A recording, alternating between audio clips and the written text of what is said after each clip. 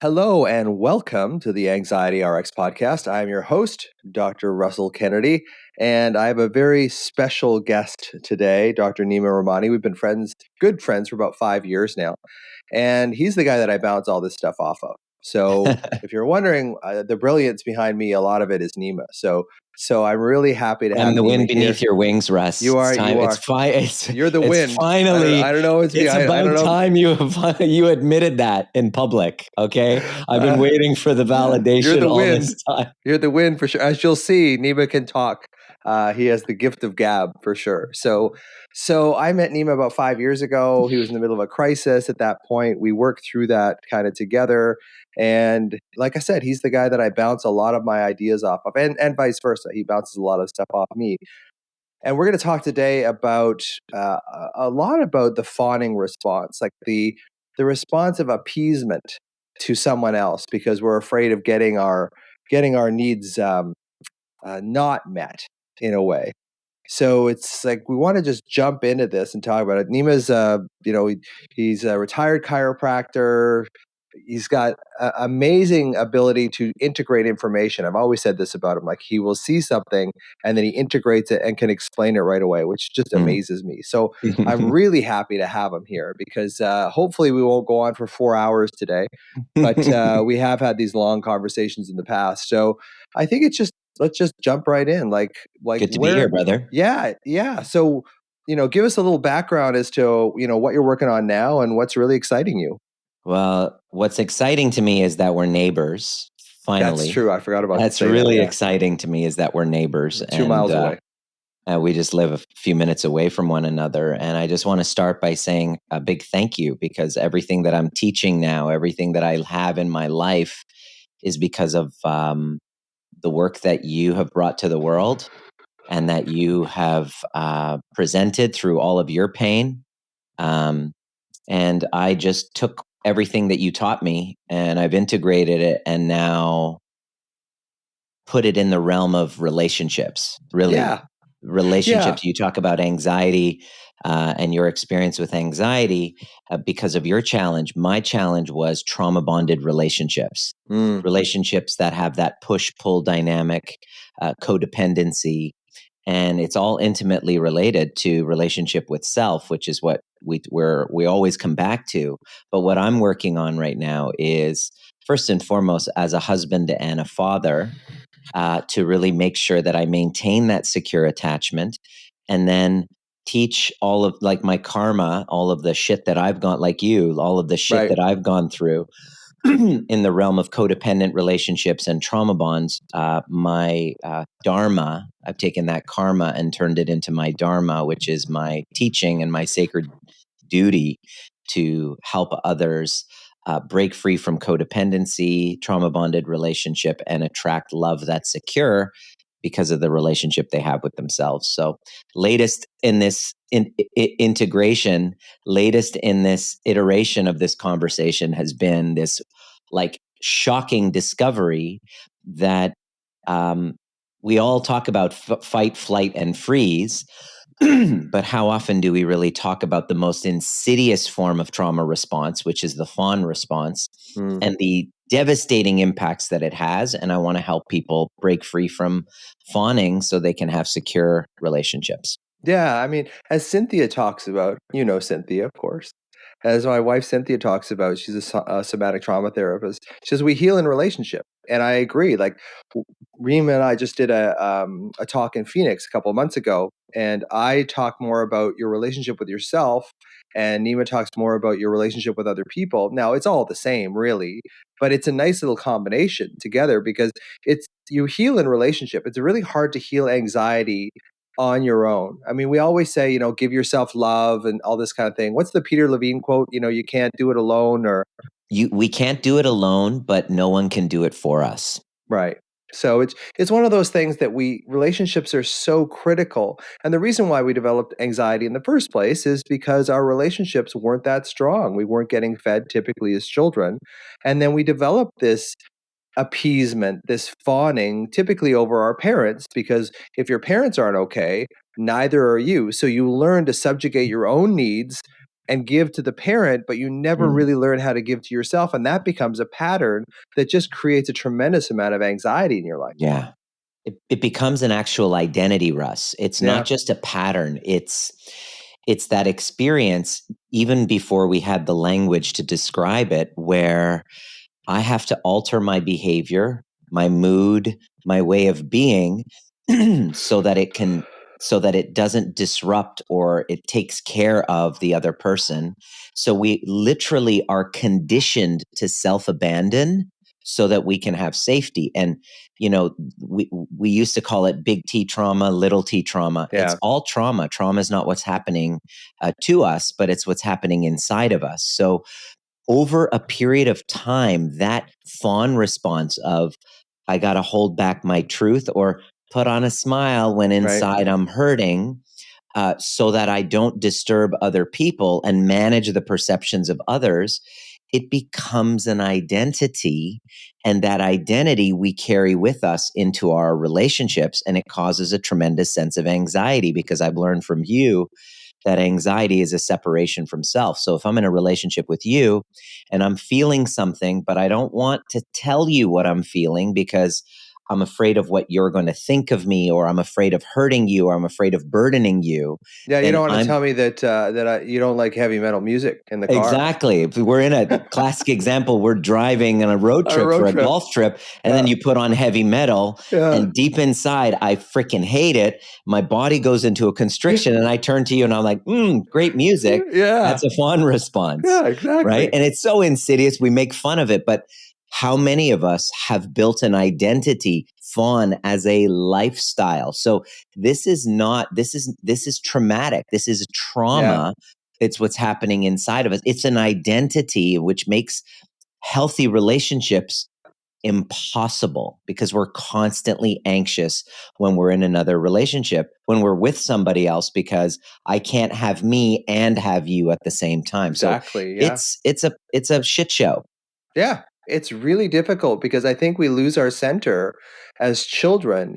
We start giving to other people. We become the man of the house or the woman of the house too soon.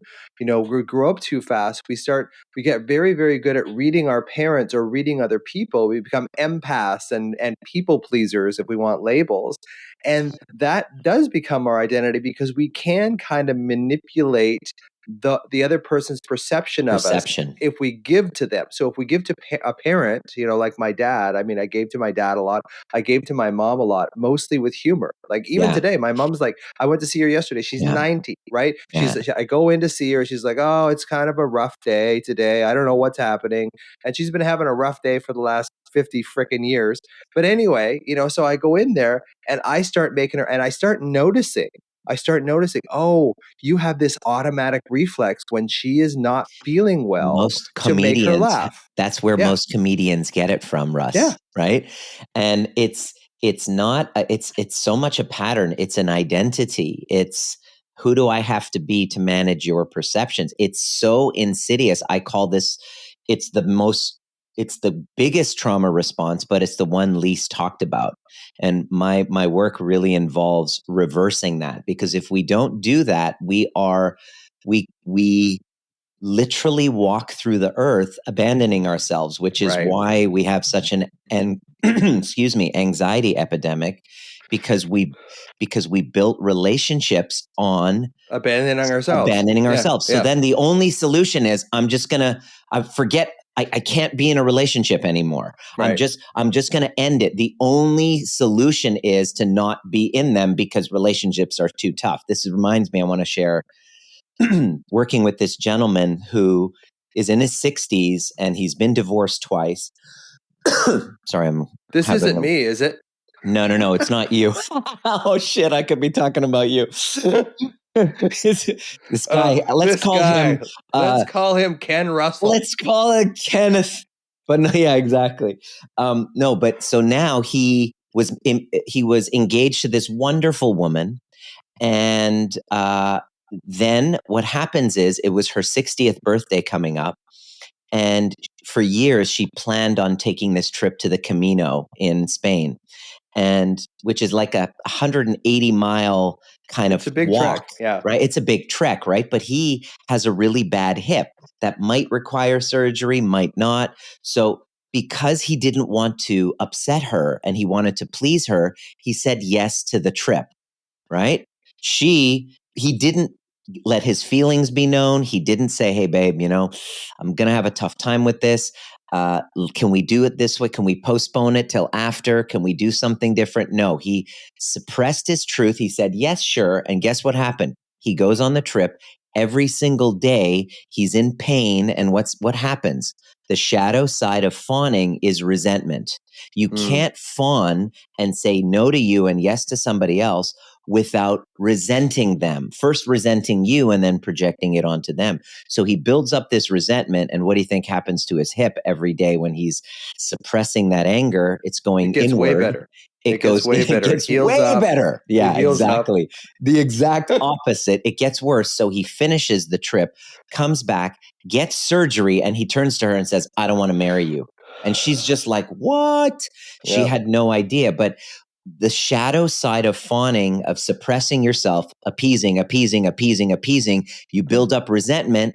This is the classic nice guy behavior. All of a sudden, then you turn around and you freaking lose it on the other person because you can't suppress for long. Ladies will do this. And then in my last relationship, she was a fawner, appeasing.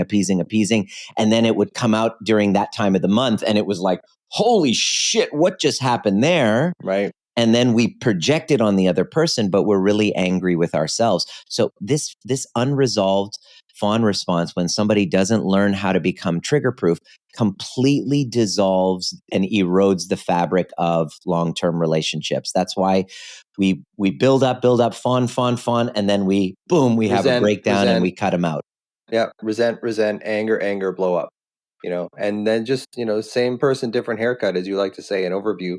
It's just like we pick the same people over and over again because our identity does get wrapped up in being an empath, I think. I used to like that term. Now I really don't like that term at all because it's a trauma response. Yeah, and I think what happens with people is that it becomes a way of coping with parents that aren't meeting your needs. So you meet their needs in the hopes that they'll throw you some crumbs of, oh, Rusty's so, old for his years. He's so mature. He's so good at looking after everyone else. But, you lose yourself. And then 100%.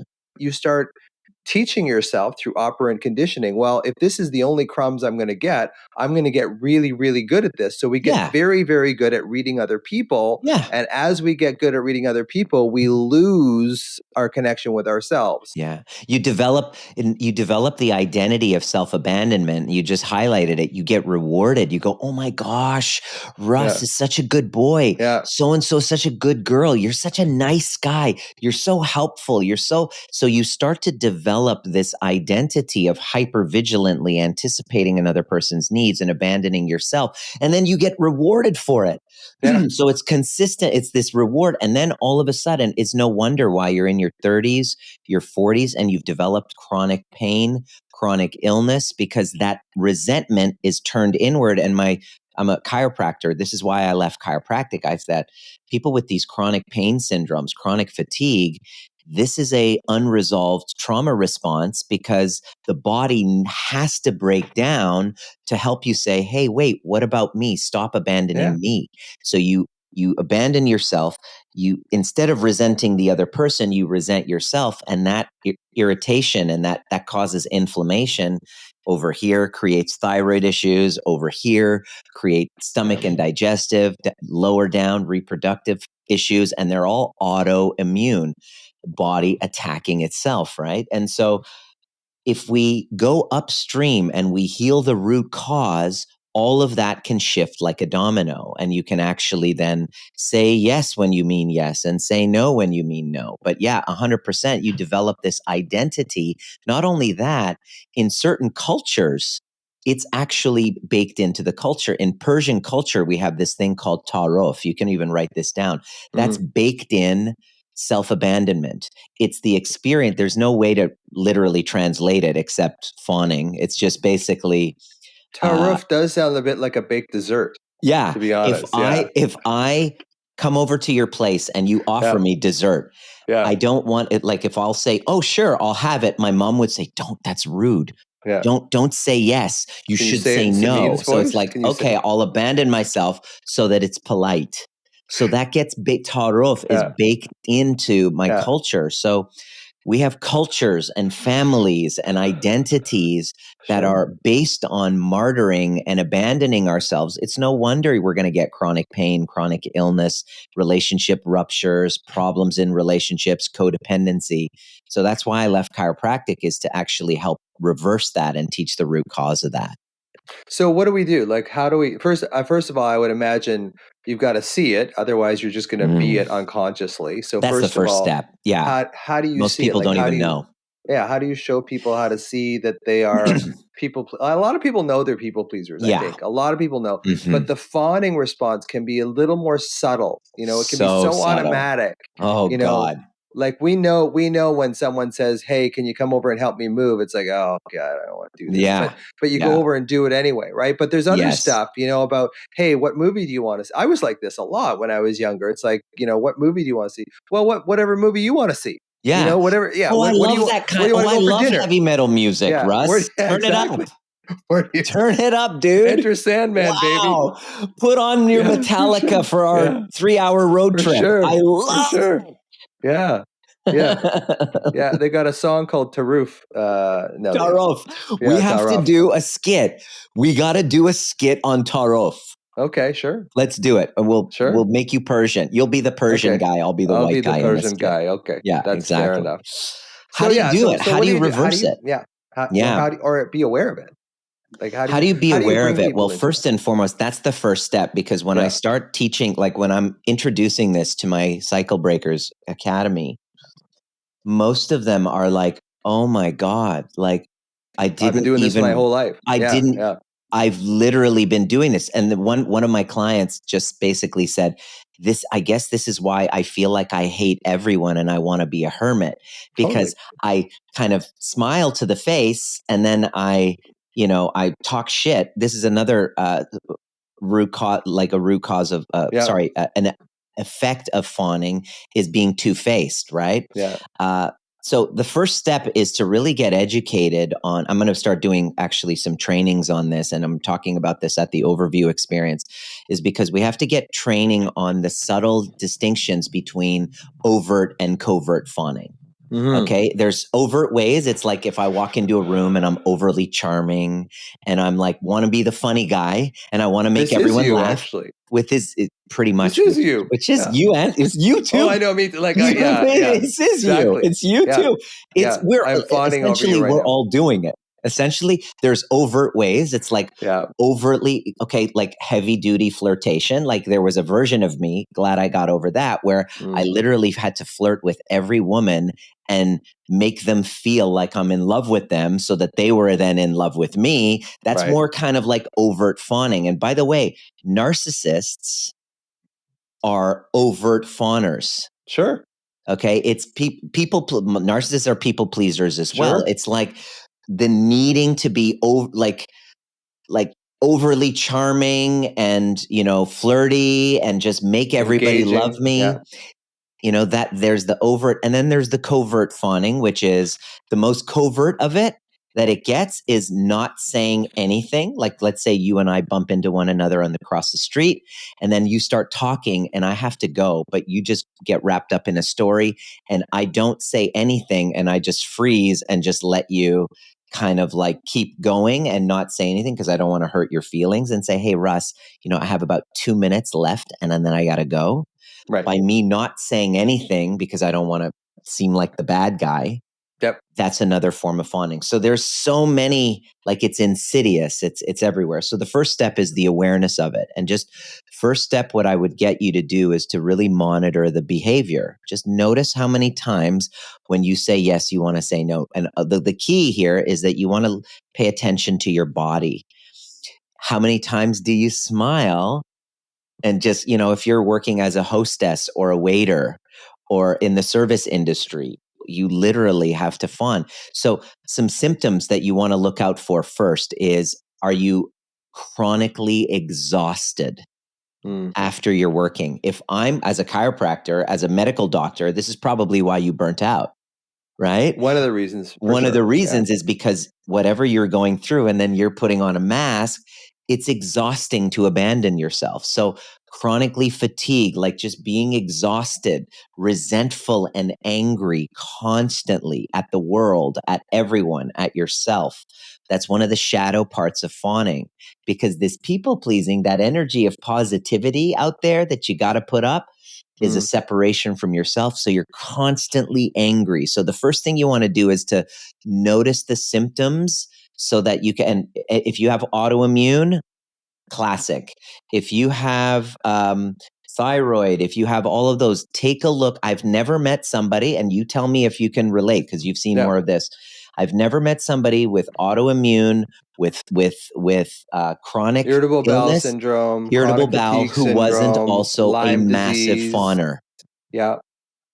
So there's that. So that's the first thing, is you want to notice the signs. Now, there's a path to healing this, and it's not easy because you have to rewire an identity. Like, it's not going to happen by reading a book or listening to a podcast. It's going to happen by getting a deeply intimate relationship with your body. So the ones that we do in our cycle breakers, neurosensory attunement exercises, so that you can just start to have your brain wired into feeling. Because why? Because in order for me to stop fawning, I have to pay attention to my body, because if I say yes to you when I mean no, there's going to be a contraction that happens in my body. Would you not agree? We were talking about that yesterday. I want to jump into this yesterday. Because there is this thing, the same thing with alarm and anxiety, right? There is this momentary contraction. I talked about this a couple of weeks ago in the podcast. There is this momentary contraction that happens, and that sort of lights the fire of the alarm anxiety cycle. And I think there's the same thing that happens with fawning. So once you're in it, once you're fully into fawning, I don't think you see it anymore. It just becomes so much part of your identity.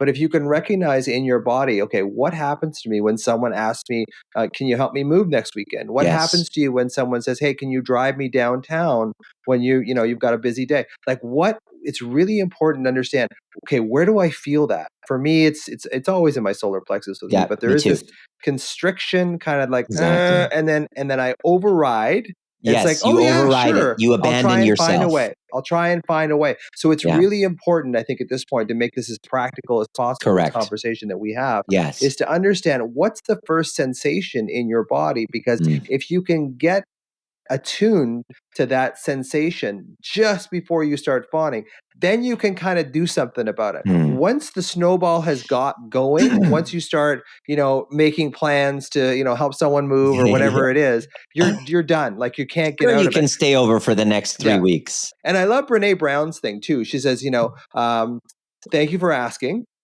It's not going to work for me this time, but feel free to ask again. Like, that's been such a huge thing for me to sort of get out of this fawning response. Thank you for asking. It's not going to work for me this time, but please ask again. Anyway, I interrupted you there. No worries. No worries. But yes, 100%. The way that we break that cycle, it's a cycle. And it's not even your fault. It's part of your identity. First is to have compassion that this is the way it is. You don't have to beat yourself up over it. It's like 99% of people, but it's just very few actually are committed to the work of breaking that cycle. And so this is why it's so important to start with. Well, they don't even see it. They can't see it. Yeah. But they can see by the symptoms. They're sick, they're tired, and their relationships don't work. They attract the same type of person. They like heavy duty connection in the beginning. And then all of a sudden things turn to shit, and then they don't want to have anything to do. And they're like, fuck relationships. I'm better off just being on my own. So it's that there are signs that demonstrate this. But then once you see that, okay, the path to victory looks like this. Developing a deep kind of embodied relationship with your body as though it's another person. Because every time I say yes to you when I mean no, it's almost like I have this entity called my physical body that goes, and you just said it. You'll probably just go into the fawn, and then you're too late by that point. But at first, you're probably going to have to repair and go, listen, yesterday, Russ, when you asked me to help you move and I said yes, I've been having a lot of challenge ever since, because I have this history of saying yes and people pleasing because I don't want you to think that I'm like a bad person and I can't handle it. So I said yes to you when I just didn't have the capacity. I'm extremely sorry. Like if you're, And that's so hard for a people it's pleaser, so fawning. hard. Like, it's But just so which difficult. leads me to my next thing of how to break that cycle, Russ, is you have to develop an expanded capacity for other people's displeasure of you. Which Absolutely. means, this is what I say in my academy, is we have to trigger proof ourselves to guilt. Because if you don't choose guilt and expand your capacity and be able to sit with it, you're going to choose resentment instead. So what we're doing when we're fawning is we're choosing resentment because we can't handle guilt, because guilt evokes toxic shame. So the way that we heal this, we break the cycle, is we have to go back and heal our attachment traumas.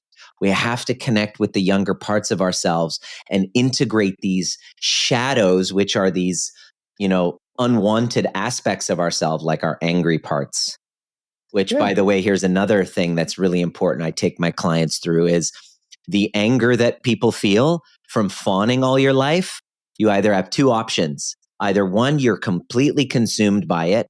You have major kind of depressive and fatigue and depressive disorders, or you have zero access to it. And you'll say, I don't have anger. Because when I was a child, I was a bad girl. It wasn't a nice thing to do.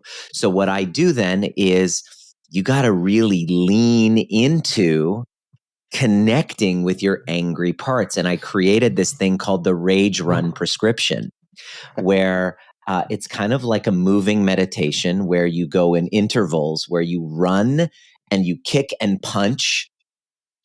And you use a target that you have, whether it's your mother, whether it's your ex or whoever, and you channel all of that anger, which you've been repressing, and you channel it into and direct it in healthier ways, moving up the ladder from kind of like a despair dorsal shutdown to activation energy. We use the anger to move and to activate, and it gets our clients, they get out of despair, they get out of the freeze response by connecting and embodying anger. You must embody yourself, embody your anger, expand your capacity for guilt and other people's displeasure. And when you do, all of a sudden, you'll say yes when you mean yes. You say no when you mean no. It hurts, but you'll be able to repair with yourself. Your self-worth starts to go up. People's chronic illnesses start to heal. Their relationships, they start you will lose some people, by the way. This is the key. This is why people aren't going to do the work, because they're like, well, I don't want to lose people. The truth is, if you've built an identity in fawning and then you start to set some boundaries, some people around you are going to be like, excuse me? That's not the contract we have in this relationship. I'm out of here. You're supposed to say yes to every goddamn thing that I tell you. And then what'll happen is that's going to hurt. You're going to lose people that aren't aligned, but then you're going to gain only relationships that are aligned. Like you and I, we've had our ruptures as friends, but I know that I can say no to you.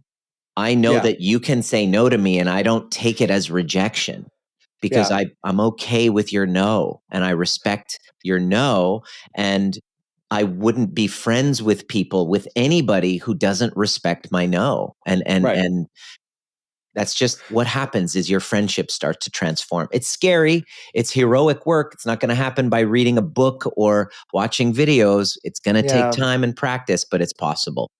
And it's repairing with yourself too, because you've been resenting yourself for so long for saying yes when you mean no. And that pool of resentment just builds and builds and builds and builds. And it shows up as irritability, anger, more resentment. And then we project that onto our partner, our parent, our children, whatever. And that resentment, like, I think resentment is the number one killer of relationships. So contempt, and mostly resentment, and then we blow up on them. Yourself. We blow up on them, and it's not that thing. It's been a runway of months to years of saying no to yourself, and finally you're angry with yourself, and then you take it out on the other person, and that other person's looking at you. If you've ever had the experience where you've expressed your rage sorry, you go into what's called dissociative rage, which is what happened in my last relationship. Been fawning and fawning for hours, trying to appease, not know how to set boundaries. I didn't know, and if I did, she wouldn't really respect. Both of you fawned each other. That was 100%. Like, it was she just wouldn't a vicious respect cycle. my boundaries. And finally, boom, I go into dissociative rage, and it becomes abusive. Right. And so that was my wake up call to go, what did I do wrong? And how do I make sure that I never do this again? And now, thanks to that whole experience and the work that I've done, and thanks in no small part, thanks to you and what you've introduced me to, I have a healthy relationship with myself. I'm a work in progress, and I have a healthy relationship with Diana, and I'm a dad now, and I have a healthy relationship with men. You and I, we have the ability to get into ruptures. We take responsibility and repair. And this is the last piece of it that I really is the most important, I think, is that if you don't learn how to become what I call trigger proof and learn how to master the conflict and repair cycle, you won't trust yourself. And if you won't trust yourself, you won't speak up for yourself and have boundaries, because you're like, oh my gosh, if I you don't have a relationship with yourself. That's the thing. You have a relationship with other people, but you don't have a relationship with yourself. And after a while, the wheels fall off that. I know 100%. This in your last relationship, you both would fawn each other, of course, which would create tremendous resentment towards each other, which would blow up in different ways. And then the whole thing would and then you'd have makeup sex, and the whole thing would start again. Exactly. Which was part of the trauma bond, by the way, the push-pull dynamic. And so after that was done, I had to go, okay, so I stopped working and I just started going, all right, what do I need to do? I remember. Who do I need to do? Exactly. Thanks to you, I was talking to you every day. Who do I need to be so that I don't have a relationship, I don't attract somebody like that anymore, so that I can have a relationship where I trust myself?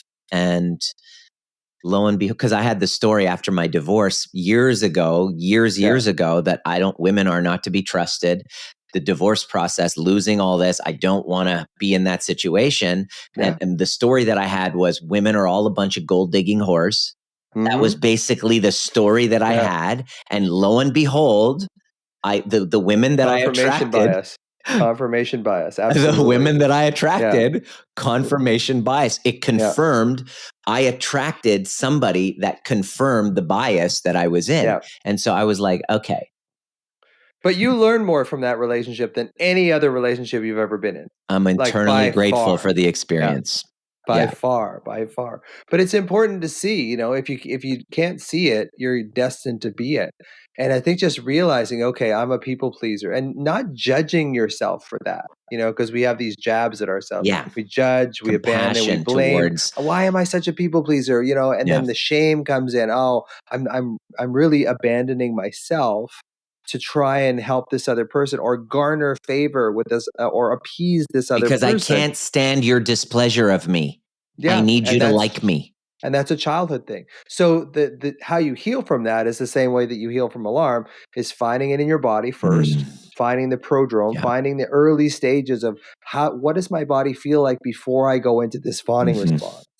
Before I appease, before I start abandoning myself, where do I feel that? Yeah. And that's the younger version of you that probably dissociated to look after your parents. Yeah. So find it in your body, put your hand over it, connect with it, and just say it's okay to want to look after other people. Yeah. There's nothing wrong with that. Yeah. But if you're always looking after other people, like I was as a doctor, eventually you're going to have anxiety, depression, eating disorders, OCD, personality disorder. It's all going to come up from that. It all comes up from just not getting your needs met as children, and then not allowing your needs to be met as an adult, because you're giving all the time. There is a distinction, though.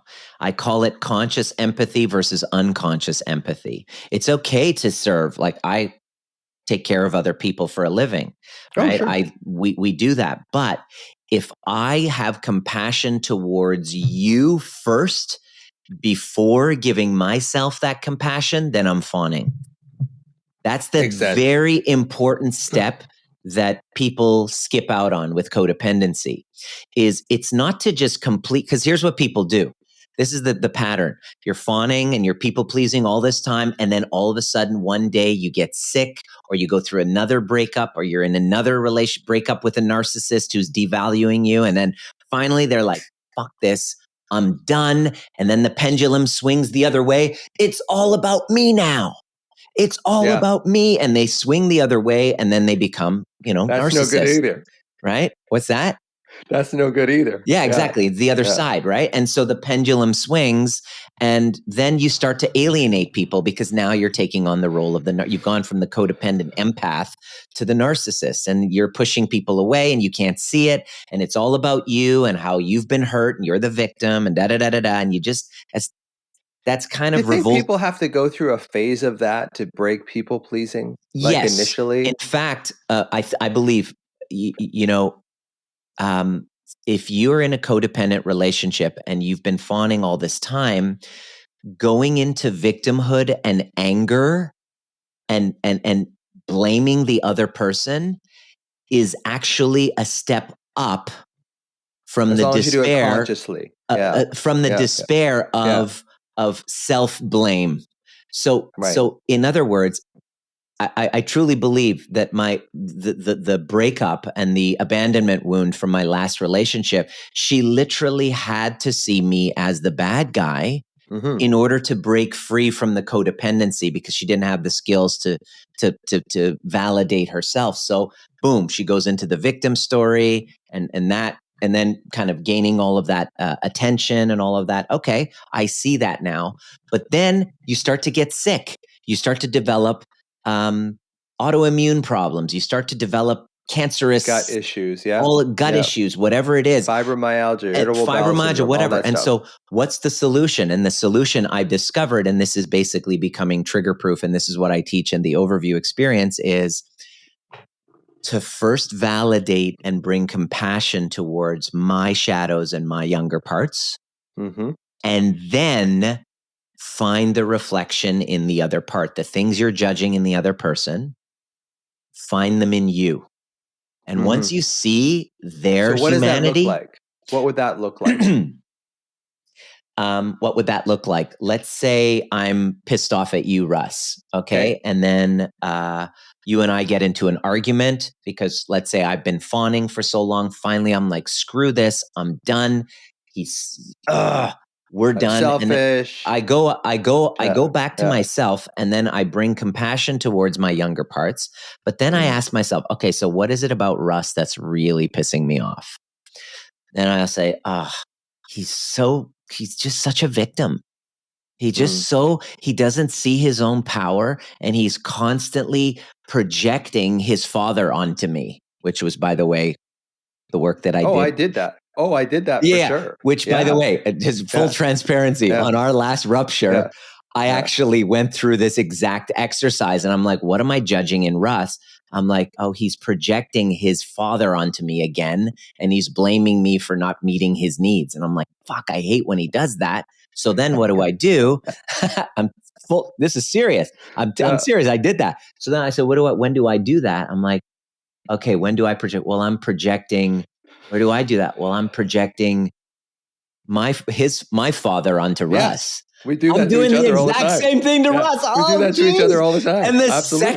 And the second that I saw myself in what you were doing, immediately I could not be the victim to you anymore. I had nothing but love and understanding. And because I understood myself, and this is a very powerful tool. It's like, this is the overview. I did the overview. I overviewed it. Right. Yeah. And as soon as I saw that, that's when I reached out to you, and I'm like, hey, bud. Let's stop for a second. Yeah. So when you overview something, basically, for a lot of my listeners, they don't know what overview, your version of overview. Yeah. This is my tool that I've created to create secure attachments. So in this particular example with you resenting me, how do you do the overview? Like, I know basically it comes down to, what do I see in him that I have? And how can I embrace embrace the lesson from this? I'll tell you. So the first part of it was there's two projections that happen in every conflict. You want to stop fawning, by the way, master the conflict and repair cycle. And this is what the overview method is about. I'm actually easier said than done, but writing a book about it. Well, it's a skill like playing the piano. Like healing from anxiety is not easy. It's a practice. This is the practice. So the first part is in this conflict with you, Russ, what parts of me were activated? Well, it was just like when I was a kid and I didn't feel seen by my dad or by my brother or whatever. So you bring up my brother stuff, my dad stuff, because it's the masculine, the male stuff. Okay. Then I bring compassion towards those parts because I've abandoned them. I'm making it mean that I'm, like I'm not good enough.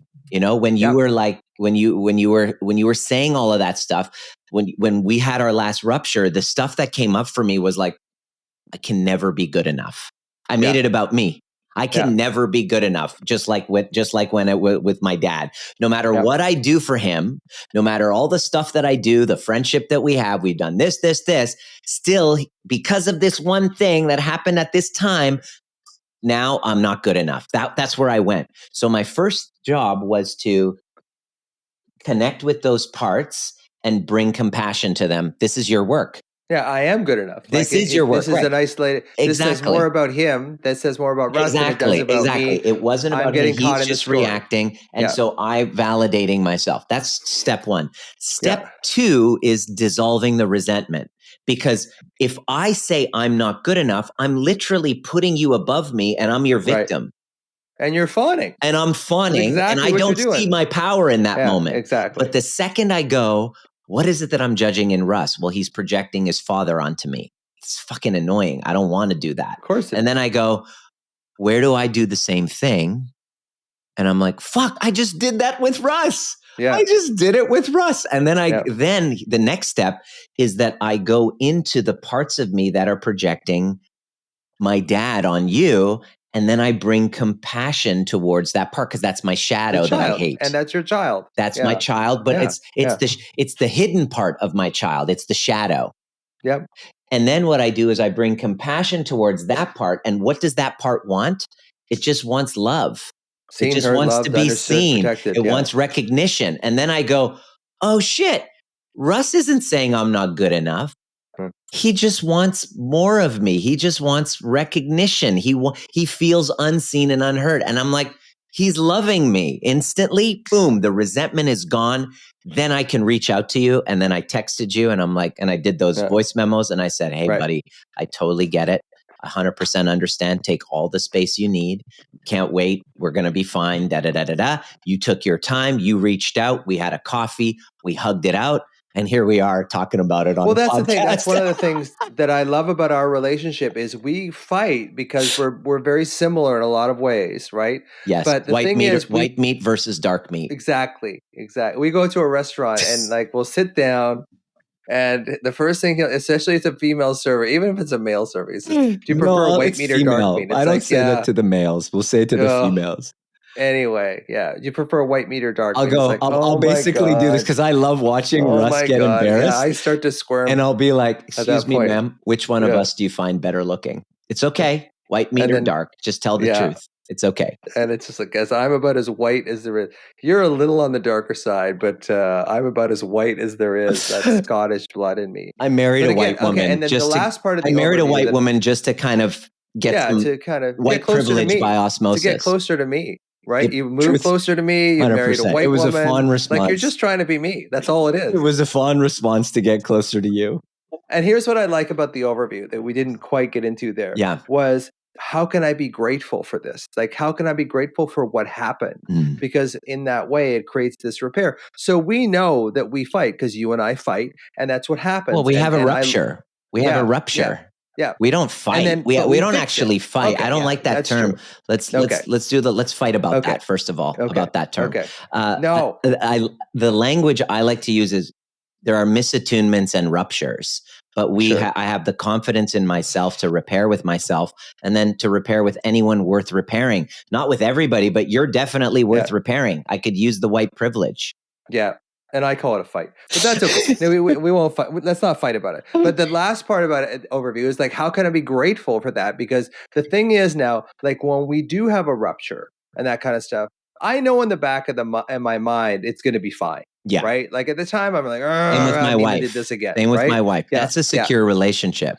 Well, you build a capacity and resilience in the nervous system. So if you're fawning all the time, you never give yourself the opportunity to repair because there's never a rupture because you're always, because I would see couples, and rarely do I see couples, but sometimes I would see couples and they would say, we never fight. It's like, okay, which one of you two gives in all the time? Yes. You have to expand. Here it is. This is the key. You have to expand your capacity for other people's displeasure of you. You have to expand your capacity to be not liked. Like if you want your book to do really well, you got to be prepared for more people to hate it. Yes. Because that provides otherwise you're just going to stay. And fawning will even go into entrepreneurship. Like how many entrepreneurs who are brilliant creators, artists, are holding back their art because they're concerned about someone not liking it. That's a form of, I'm making this up totally, but I believe that's a form of kind of fawning, because you don't put yourself out there because you're afraid of what other people are going to say. Well, that's what society is happening right now. Like we're cancel allowing culture. Every small, minority or whatever. And I want to get into this, but just everybody has to be seen, heard. Check your privilege. Check your privilege, white man. All that stuff. Hey, white man, cis white hetero. Check your privilege. Male doctor. Yeah, like I've said that before. Like you don't get more privilege than me. Yet I live most of my life. I live doctor. Excuse me, you have no right to complain about anything, Russ. How dare you? You're privileged. Though anxiety almost killed me a number of times. You know, so it's like I guess there is this feeling. I guess there is this feeling that white people don't suffer, but that's another podcast altogether. Anyway, but the thing is, we must expand our capacity for other people's displeasure, for disagreement. If someone disagrees with you, what happens in your system?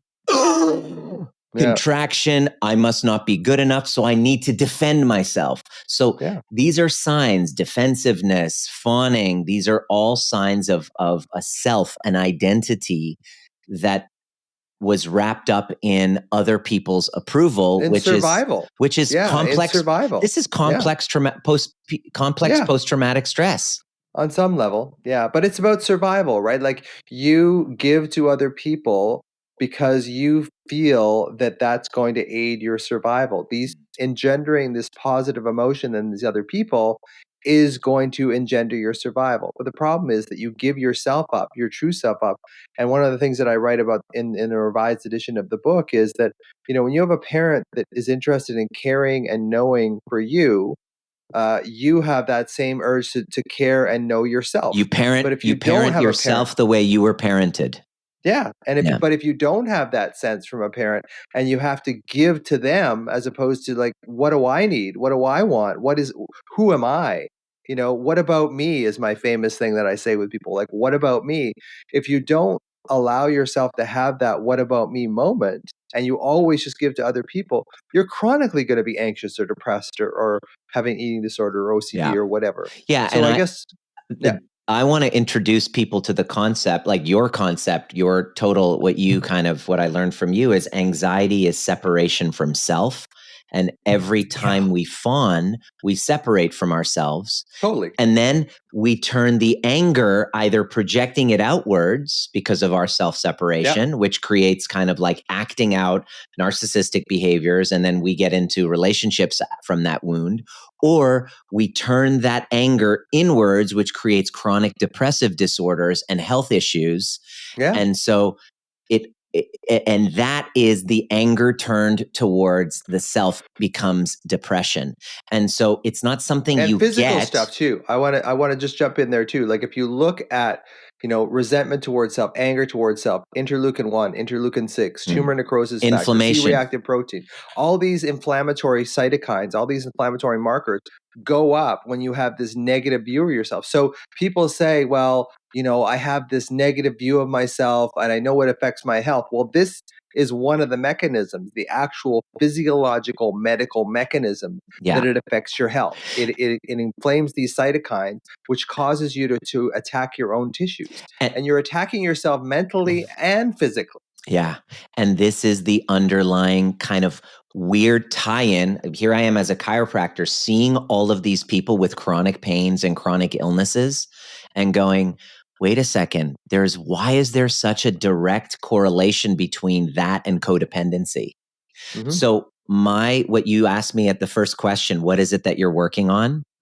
Here's my contribution to the world, I feel, because of my background, my history, my trauma bond past in my shit show of my past relationship, which I've been able to turn around and have a healthy relationship. My expertise as a primary care provider is I want to help people understand this unholy union between chronic pain and illness and codependency, and teach people the root cause of how to heal that, which is breaking free from this fawn response by developing a deep sense of relationship with yourself and trust with yourself through soft skills in relationships, where you're able to repair from ruptures so that you have security and confidence within yourself so that you can speak your truth.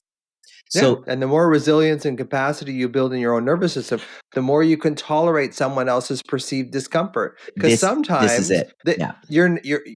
you're fawning so automatically, they don't even really care so much. It's like, come over for dinner on Wednesday night. It's like, well, I've got this and I got that. Well, okay, maybe I will. They don't maybe even want you to come over, but you're like, this is so ingrained in us to sort of, whenever someone makes a request, we have to appease. Like, appeasement is, Cynthia talks about this, like, appeasement is so, it's so crippling. Yes. If you it's can't exhausting. not appease, it's just so crippling. And the thing is that here's the hidden blind spot of it.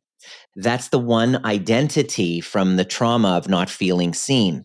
The other identity or solution from not feeling seen is to create an identity of grandiosity, of needing others to love bomb and appease you and praise you constantly so that you don't have to feel that same level of unworthiness. So look at that. The narcissist, the codependent, they are exact same wound, and they are the perfect match for one another, because one has built an identity on appeasement, and the other one has built an identity on receiving other people's accommodations. Accommodation is the word. Everyone has to accommodate to me.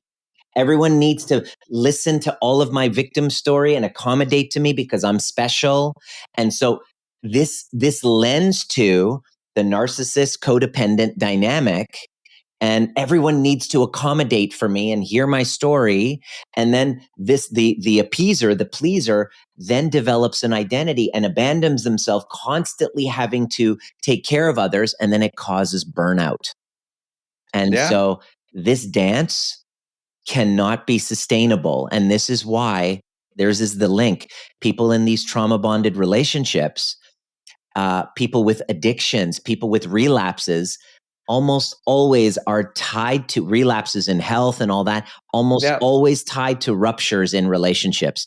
So that's why I've dedicated my life to helping people become trigger proof and learn the skills of conflict repair, because I believe that's the upstream root cause of the root cause, so that you can have a healthy relationship with yourself, and then another person who's equally respectful of themselves will pair up with you in that kind of domain.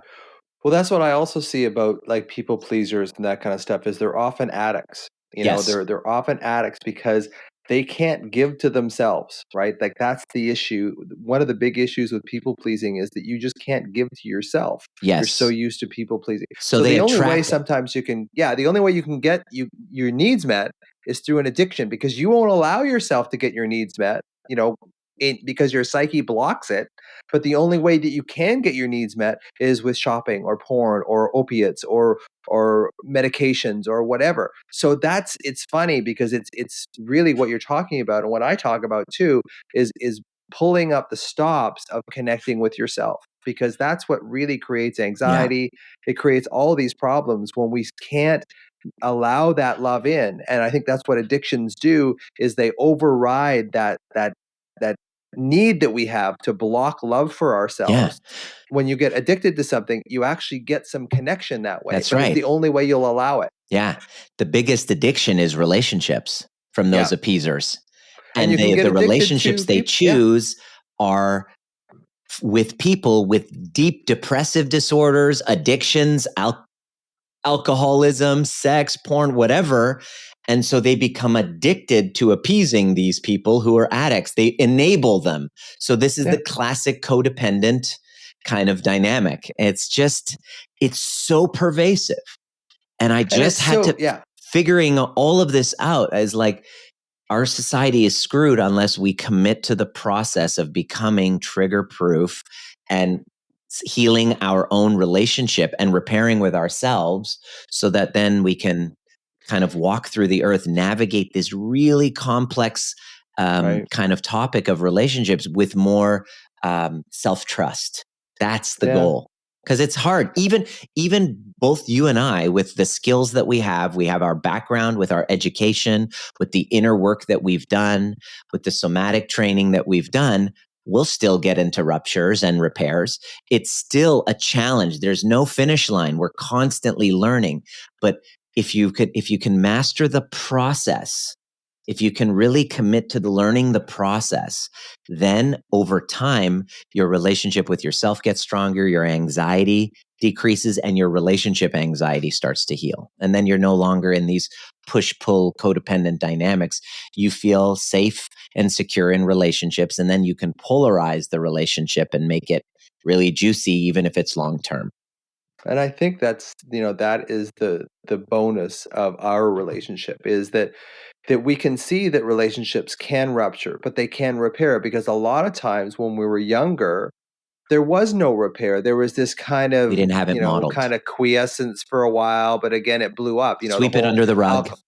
Alcoholic pattern, where there's a huge blow up, then the alcoholic is so apologetic, and then everything kind of goes back to a normal level again, and then there's a huge blow up again. So they never really get a chance, like children of alcoholics, to understand that actually things do get better. They can repair. So that's what I love about our relationship, is that we can have these ruptures, and then we can repair, and then that builds resilience. So the next time we have a rupture, because we will, is that I know in the back of my mind, because you're an asshole. I mean, we're going to rupture again and again because you are an asshole, Russ. My it's people time for love you to me, acknowledge so that. you're making yourself look bad now, because my people love me. So just I know. Just be careful. Be careful. I know we don't want to fight about this. I show up on your I'm such. But this is my point. This is my point. I want to just make this point. For it. Is that you learn that relationships don't have to be all or nothing. Yes. There can be this thing. You can handle the discomfort of someone else.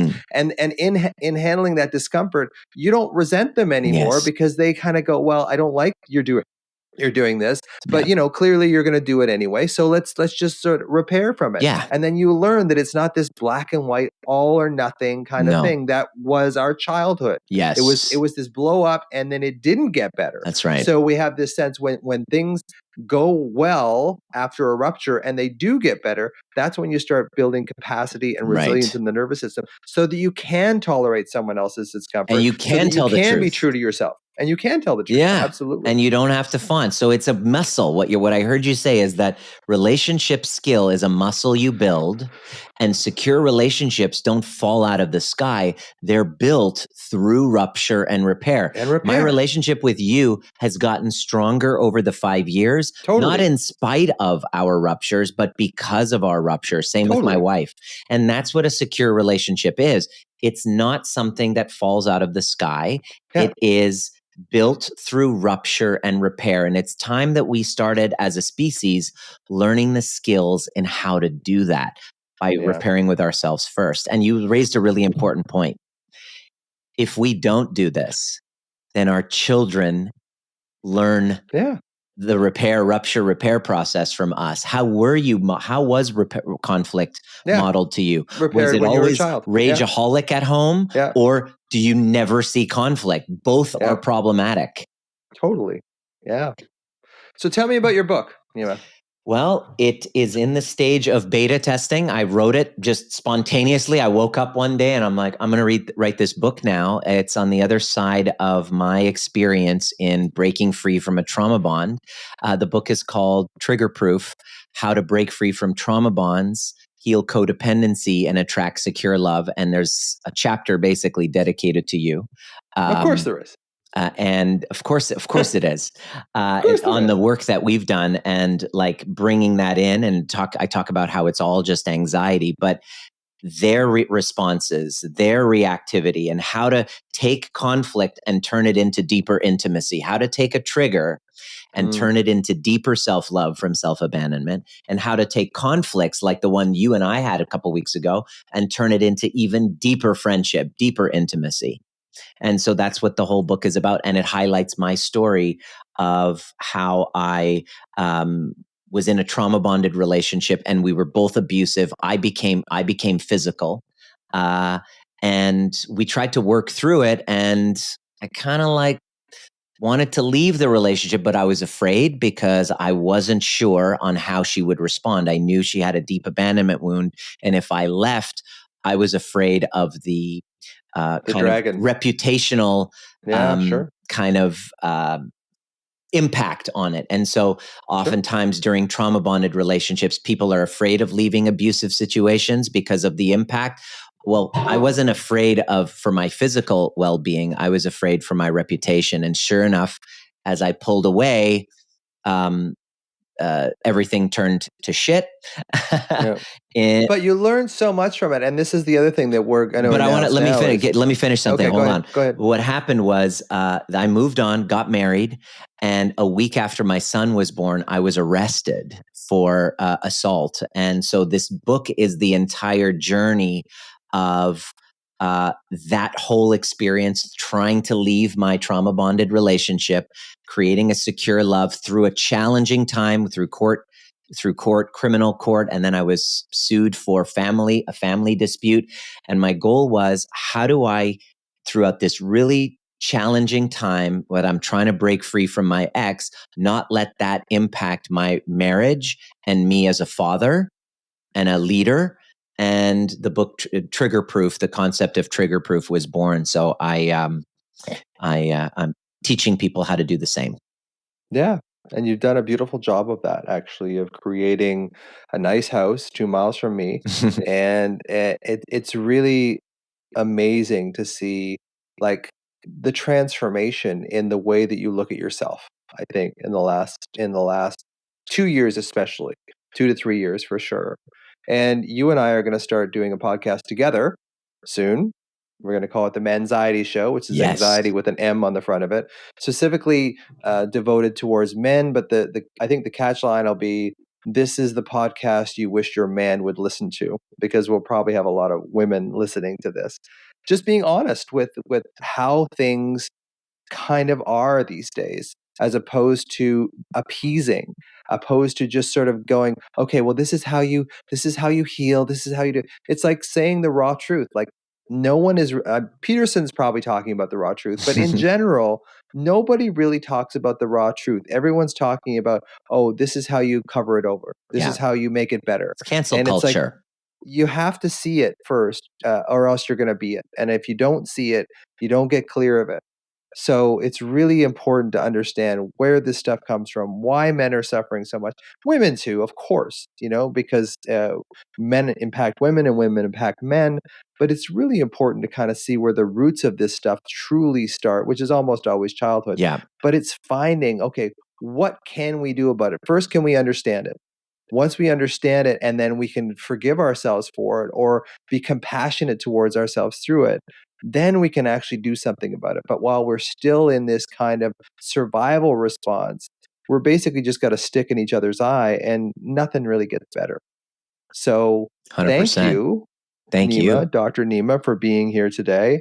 I'm going to post this really quickly, really soon. Perfect. Maybe even over Christmas and that kind of thing too. Sweet. So how do people find you? Well, the best way to begin, I'll drop a link there for you, for anybody, any of your listeners, any of your audience that wants to start. The best way to begin is to understand your attachment style, the way that anxiety shows up in your relationships, either an anxious style or avoidant. So I'll drop a link there if people want to get their attachment style results. It's like a 10-minute quiz. That's the best way. I'll provide you all of those links, and those people who really want to actually get started in learning the skills, the best place is the overview experience. The overview experience. The next overview? Pardon me? When's the next overview? The next overview is in January, but we do it once a month. So if anybody's listening at any time, January 20th is the next one, but every month we do it. I'll provide that link as well. And then you just jump in, and it's a 6-hour training on Zoom where I take your biggest conflict and we stretch it out over 6 hours, and we go into the neuroscience. Many of the stuff I learned from you. You've been actually to overview experience. Oh, a number of times. Yeah. And I show you how to resolve the conflict and repair from a rupture the same way that I repaired with my rupture with you. And so this can be translated with a relationship with your children, with your partner, with a romantic partner, with a friend. It's the soft skills in getting better at love, getting better at self-repair. And being grateful for the trauma, being grateful for the gifts that it actually gave you to be able, because without being pushed, human beings don't do anything unless the pain of not doing something becomes greater than the pain of doing something. Exactly. So it's like, it gives you a chance to really be appreciative of what trauma that you went through without because you can use it. Without bypassing it, and being able to understand it and just have compassion for yourself and the younger version of you. That kind of thing. So it's Dr. Nima, NIMA.com. Dr.Nima.com. That's how you find it. And that's how you find you. And I'm sure we'll hang out probably later on today. Yeah. But thanks for being on the show. Probably later on today. And that kind of stuff. And I for love you, everyone buddy. else, I want to tell you how much okay, go ahead. I want to tell you how much I love and appreciate you for what I've learned. You've helped me heal my relationship with men, with myself. You are a gift to the planet, and I will always have, and now you'll be immortalized in my work because you're a part of my book as well. And so I just wanted to say how much I love and appreciate. And when we found this house that was close to yours, I was like, oh, geez, we're like 5 minutes from Russ. Here we go. There we go. I look forward to really spreading this work with you in the world, me too. Because the world needs it.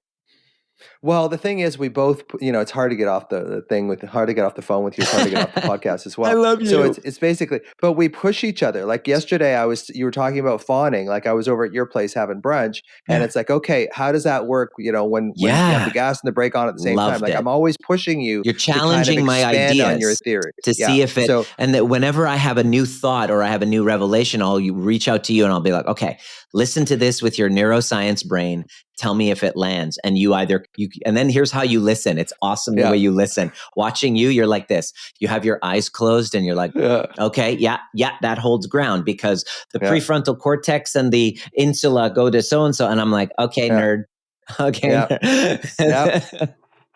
Yeah, for sure. So we test it out on you. Yeah. We push each other. And I think it allows us to flush out our theories before we go on podcasts and start talking about it to the world. So, and that's what's going to be great about our podcast is we're going to be able to say pretty much whatever we want and just be honest and real, directed towards men, but women will listen into. I'm sure. That's this week's episode of the Anxiety RX podcast. Join me next week and have a great holiday season. Have a great New Year's, and we will talk to you soon.